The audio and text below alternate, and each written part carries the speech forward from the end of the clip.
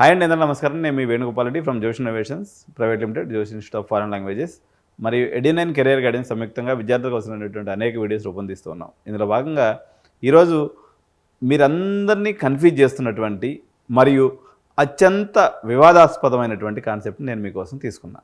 అదేంటి అంటే ఈ NIAT లేదా next wave institute of technology, ఇది వీళ్ళు ఎప్పటి నుంచో మా లెక్కే ఒక చిన్న సాఫ్ట్వేర్ ట్రైనింగ్ ఇన్స్టిట్యూట్. అది ఆన్లైన్లో మంచిగా చేస్తున్నారు. చాలా సాఫ్ట్వేర్ ట్రైనింగ్స్ ఇచ్చి వీళ్ళు చాలా కాలం నుంచి ఒక 5-6 ఇయర్స్ నుంచి వీళ్ళ ఇన్స్టిట్యూట్ అయితే రన్ అవుతుంది.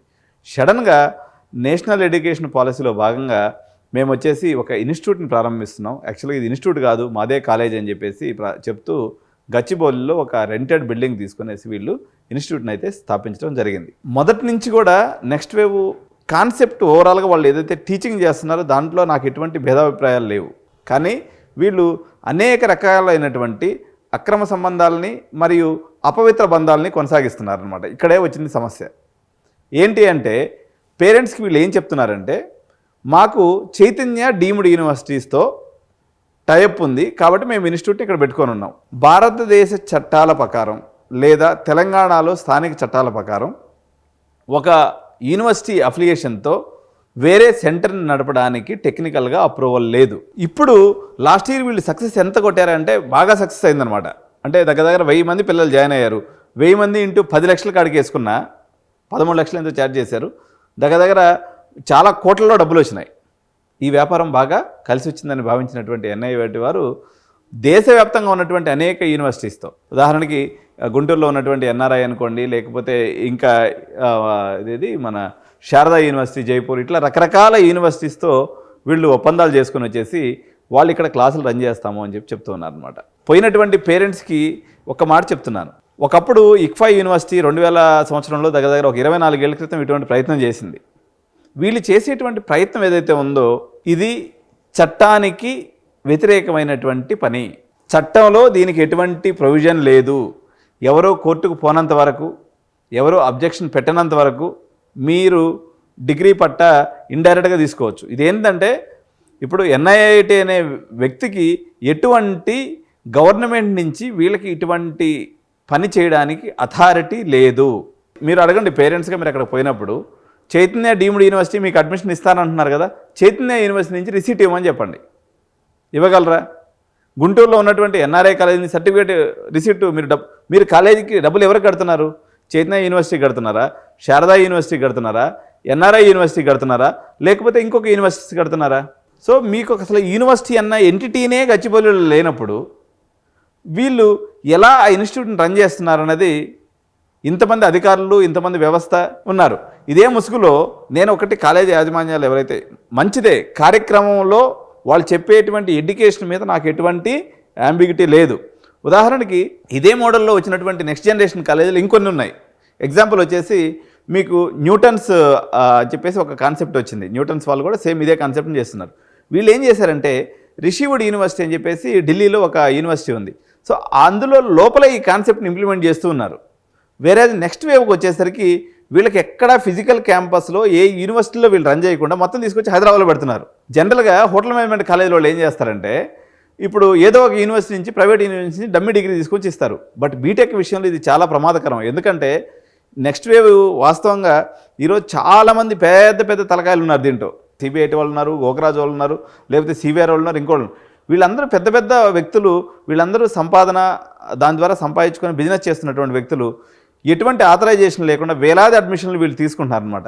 సో పేరెంట్స్ కూడా కరెక్టే, మీరు కాలేజీల్లో అవుట్డేటెడ్ సిలబస్ ఉంది, నిజమే. నెక్స్ట్ వేవ్ సూపర్ సిలబస్ చెప్తుంది, ఇది కూడా నిజమే. కానీ ఏం ప్రాతిపదికని చెప్తుంది? What line?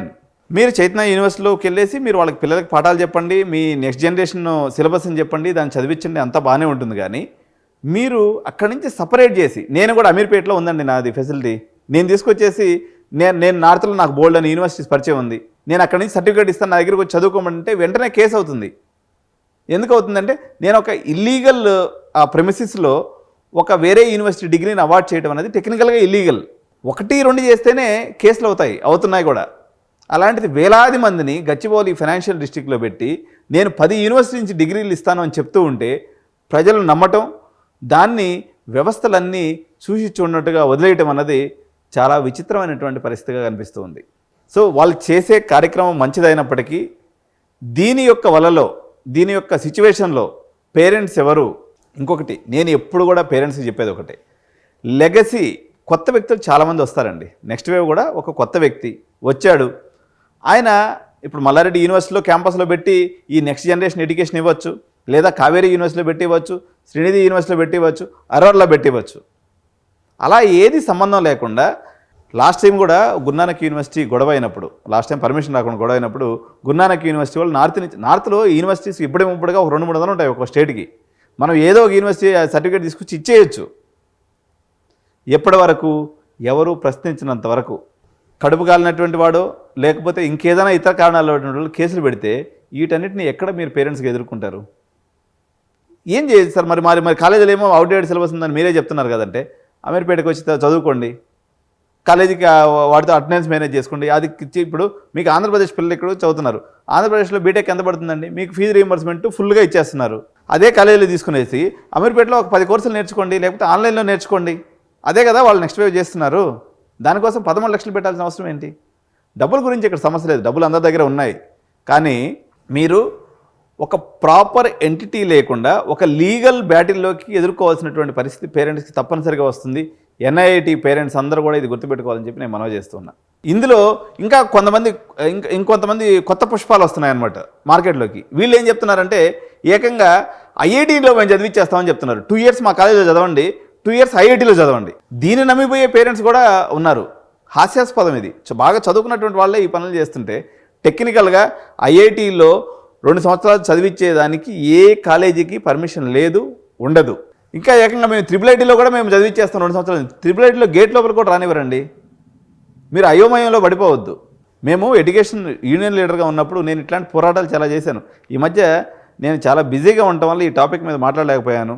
కానీ చాలామంది పేరెంట్స్ వాస్తవానికి దూరమైనటువంటి విషయాన్ని పదే చెప్పడం ద్వారా నిజం అయిపోదు.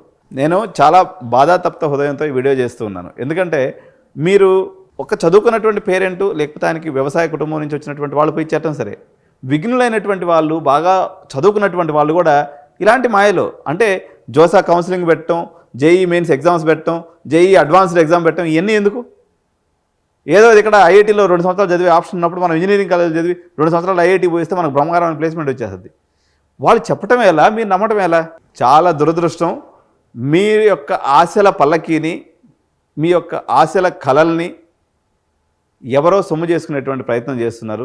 తస్మాత్ జాగ్రత్త. లాస్ట్ టైం కూడా నేను ఒక వీడియో చేశాను. బాబు వీటిలో కాపీయింగ్ జరగదు, వీటిలో ఎవడో సీట్ ఇప్పించలేడు అని చెప్తే, సార్ వాడు 2 లక్షలు తీసుకుంటా అన్నాడు సార్, కంపల్సరీ సీట్ ఇప్పిస్తా అన్నాడు సార్, నేను అక్కడే పోయి కడతాను సార్. అరే అవ్వదు స్వామి, అట్లా అవ్వదు.